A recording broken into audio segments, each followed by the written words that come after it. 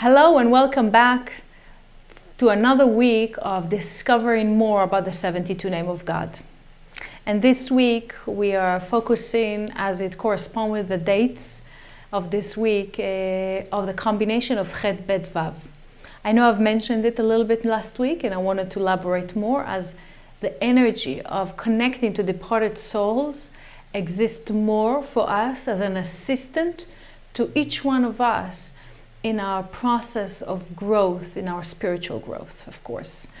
So when we're looking at ח.ב.ו and this letter's combination, and we're connecting to maybe souls of loved ones that left us maybe this year or in general in our life, of course there's so much pain in that, and we're trying to keep their memory in our life. And hopefully that we have done some reconciliation / forgiveness process with those departed souls if needed. And if not, this is really the time. If not, this is the time that we should start to connect. So let's see, like throughout history, and especially through the righteous stories that we are been hearing from our teachers, inspiring stories, how one can connect with a departed soul, whether through dreams or different messages, and connecting, and how we can use this tool this week to connect and get maybe more clarity, to pray to get answered, and so forth. You know, there's the story of the ח.ב.ו. ח.ב.ו was one of the greatest Kabbalists exist, and there's the story about his student, and his student that was named the Magid of Mezrich. There are different tradition stories about it, but one of them is that the wife of the Magid really urged him that he will go to the ח.ב.ו. As it's known that the ח.ב.ו was the one that really created so much miracles in people's life and healed people, and of course delivers so much great messages of joy and happiness to the world. And the Magid, which had issues, health issues with his legs that really bothered him for so many years, told his wife, I don't know if this is the right thing or not, but you know what, since you told me, you keep urging me to go. He traveled to the ח.ב.ו, and the travel was really long. And as he approached the ח.ב.ו house, he was welcomed in, but he was never given really full attention. And he was upset. He was upset that he didn't get that attention that he thought that he will get, because he was the Magid. He was also a great Kabbalist of its time, and how come he doesn't get the respect? And he wanted to get to speak with the ח.ב.ו. Anyway, the whole weekend, Shabbat, it's coming back and forth, he's not really receiving attention, till the last morning that the Magid really wanted to go home and says, I'm done with this. The ח.ב.ו doesn't give me any attention. What's going on here? The ח.ב.ו called him to actually send to be called to him with his assistant. And the assistant went to the Magid and asked him to come over. The ח.ב.ו wanted to see you now. So he went to see the ח.ב.ו, and he saw that the ח.ב.ו is actually studying. And he told, the ח.ב.ו told him, okay, come, open this book and tell me what is the message, what is the lesson that you can share with me. So the Magid opened the book and shared with the ח.ב.ו the interpretation to the lesson that he was just reading, and with such tremendous knowledge and in very precise way. And the ח.ב.ו, he says, okay, give me the book and let's see what are the interpretations. And in the lesson, in the script, we're mentioning the different names of the righteous people: Avraham, Yitzchak, Yaakov, that obviously departed the world that time, and angels. And as the Baal Shem Tov's mentioning the names of Abraham shows up. His energy shows up. Jacob, energy there. Isaac, energy there. Angels. The Magid was like so surprised to see all the angels and the Avraham Avinu, Yitzchak, Yaakov, everyone is there. He was like surprised and in awe. The Baal Shem Tov just told him, and obviously they learned from the Zohar. And the Baal Shem Tov told him that, the way you study is with no soul. And if you really want to connect to the light of the Creator and to the real essence of the lessons, you need to open your heart. And as we learn from the story, nothing can really be done without opening our heart. And the moment we open ourselves to the possibilities of those angels to come in our life and to appear, and the righteous people appear in our life, it's like we need to know that we need to connect through our heart. So this is one story of connection. There are so many stories, and I want to share with you another story about the Ari. The Ari that used to live in Tzfat, he got a message that he needs to teach Rabbi Chaim Vital and to transfer him the information. So the Ari would have revealed himself to dreams to Rabbi Chaim Vital, who lived in Damascus at that time. And in every dream that the Ari came to him, told him, you need to come to me because I need to teach you and I need to transfer you information. And Rabbi Chaim Vital at that time was like really famous, even more than the Ari. And every time he had a dream with the Ari, he used to share it with his students and says, I have this guy that's coming to me from Tzfat, from the city of Tzfat, coming to me in my dream to teach me. And he told me like he wants to teach me. And they were kind of like, I wouldn't say making jokes, but who's this guy? Who's this guy, right? At the end of what happened is that the Rabbi Chaim Vital was reading a section from the Zohar that was very difficult for him to understand. So he remembered that that person that kept showing up in the dream. He says, you know what? Anyway, I need to go to Israel. I need to take care of some business. I'll go to Tzfat and I'll meet with this person. So Rabbi Chaim Vital went to Tzfat, came to the Ari, and as he was about to share with the Ari why he came, the Ari told him, hold on, I know. You came because of this section from the Zohar. He opened the Zohar section. Then you tried to figure this out. You had a certain interpretation. Let me tell you what is this about. So Rabbi Chaim Vital was in shock, like how he knew everything. But this was awakening the desire really for Rabbi Chaim Vital to stay in Israel and to be the student of the Ari. As we see, like we can connect to the departed soul, whether as we open in the book of the Zohar and as we get in messages through the dreams, or through opening our heart. And I wanted to share with you more when it's come to Rav and Karen Berg.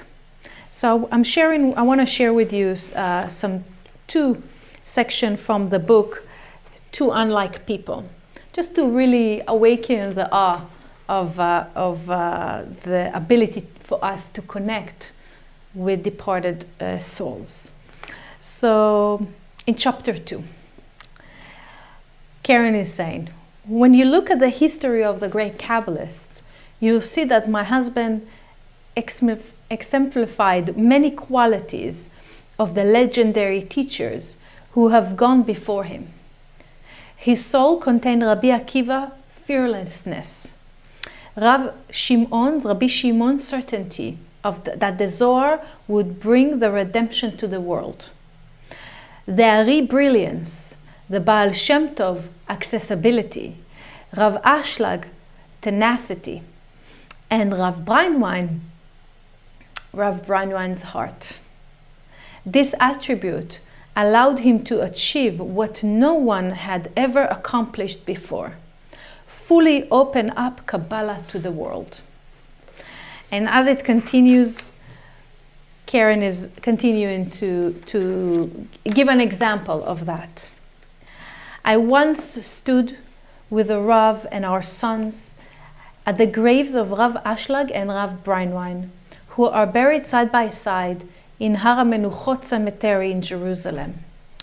The Rav began talking to the spirit of his teachers. "You have to help me in all the work I'm doing," he said to them. "You have to help me. Do you know why? Because I'm your servant." The Rav believed with every fiber of his being, as I do, Karen says, that the highest attainment of this lifetime is service to those who teach us to act on behalf of the light of the Creator. And from the moment he met Rav Breinwein, my husband was on his way. So what we have been hearing from this, and what we are learning from this. Now we shared with you about the connecting to departed souls of righteous people. And we are able to connect with them through different actions that we can take this week, through lessons that we can learn that they have taught us, for example, from Rav and Karen Berg. Any lessons that you can come across this week that it's so inspiring. We connect into their light, to the inner light, to the surrounding light, whatever they bring everything that they brought to the world.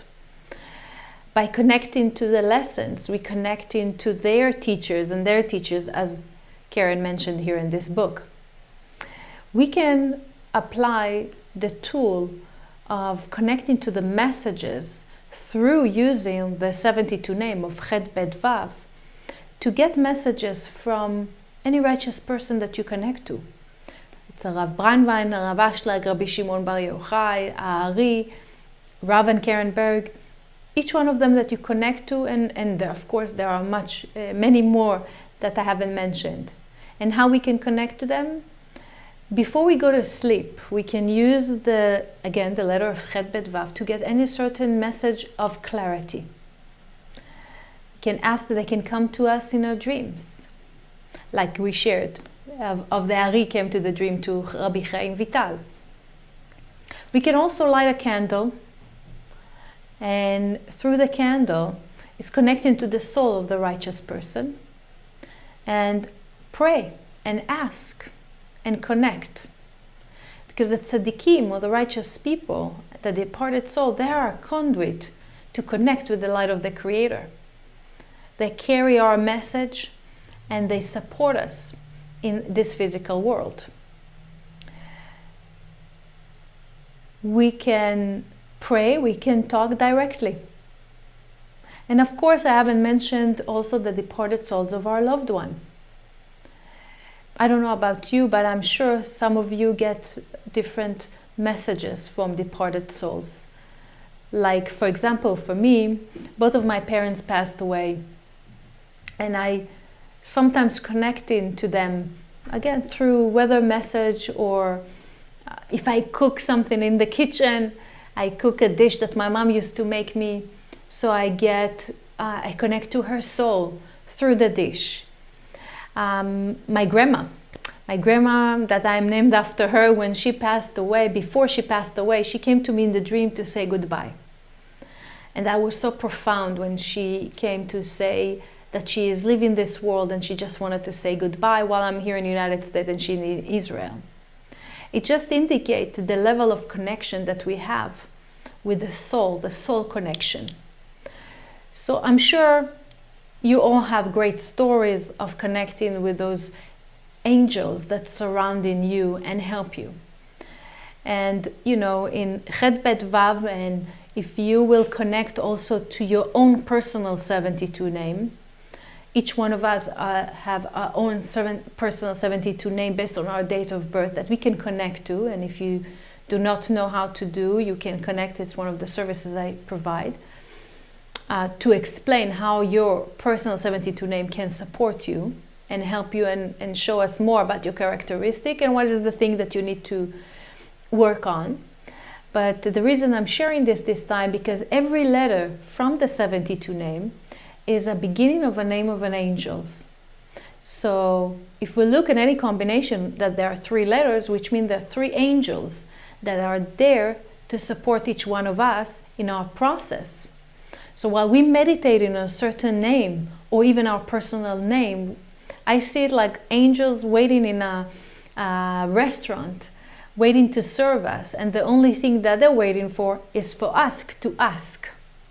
So this week, as we connecting to the righteous people, while we studied with them, or we light candle, or we pray, or we ask that they will come through our dreams, as I shared, you can connect also to your own personal 72 name, to your own angels, to ask them to bring you clarity in areas that you need, to support you in any, if it's a challenge that you are in, and or just to say thank you and appreciate that they're were in your physical life and that they continue to guide you while they're also departed to their world.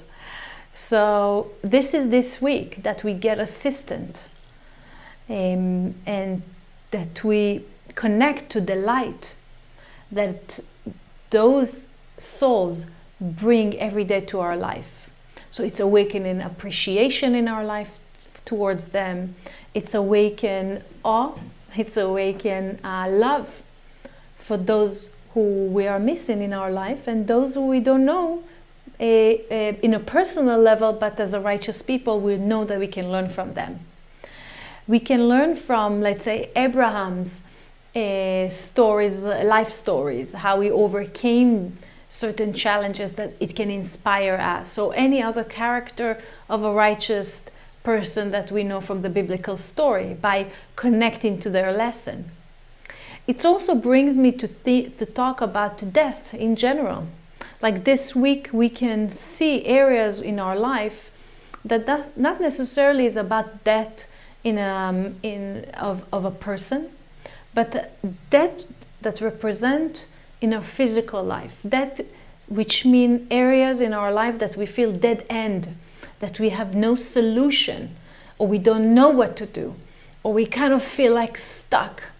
So obviously when we have this feeling, it's awakening emotion of maybe frustration, of despair, and knowing what to do, right?